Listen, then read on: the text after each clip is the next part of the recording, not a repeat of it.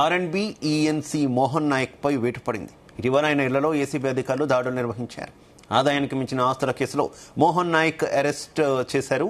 ఇక మోహన్ నాయక్ దగ్గర భారీగా అక్రమాస్తులను ఏసీబీ అధికారులు గుర్తించారు. దాదాపు 200 కోట్ల రూపాయల అక్రమాస్తులు కలిగి ఉన్నట్టు గుర్తించారు. మోహన్ నాయక్ కోర్టు 14 రోజుల రిమాండ్ విధించడంతో ఆయనపై ప్రభుత్వం సస్పెన్షన్ వేటు వేసింది.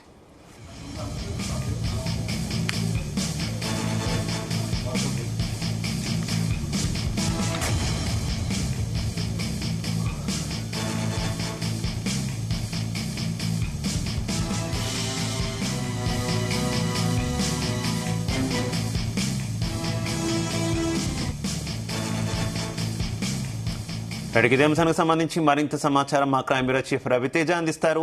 రవితేజ, ఆర్ఎండ్బి ఈఎన్సీ మోహన్ నాయక్ పై ప్రభుత్వం సస్పెన్షన్ వేటు వేస్తూ ఈ రోజు ఉత్తర్వులు జారీ చేసినట్టుగా సమాచారం అందుతోంది. ఆదాయానికి మించినటువంటి ఆస్తులు కలిగి ఉండడము, గతంలో అవినీతి ఆరోపణలు ఉండడము, ఆర్ఎండ్బి ఈఎన్సీలో అతను పనిచేస్తా ఉన్నాడు, అతను కోట్లాది రూపాయలుగా అవినీతికి పాల్పడ్డాడు. గతంలో పనిచేసినటువంటి వివిధ శాఖలో కూడా ఇతను అవినీతి ఆరోపణలు వ్యక్తమవడంతో ఏసీబీ అధికారులు 15 బృందాలుగా విడిపోయి 15 చోట్ల ఏకకాలంగా ఈ సోదాలు నిర్వహించడం జరిగింది.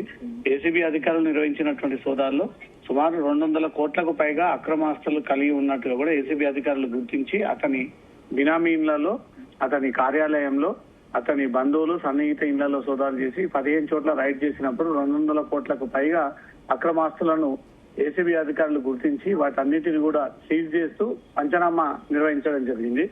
అతన్ని అక్రమంగా ఆస్తులు సంపాదించినటువంటి చిట్టాని పోలీసులు ఏసీబీ అధికారులు వెరిఫై చేసిన తర్వాత అతన్ని అదే రోజు మెజిస్ట్రేట్ ముందు హాజరుపరచడంతో కోర్టు అతనికి మోహన్ నాయక్ 14 రోజుల రిమాండ్ విధించడం జరిగింది.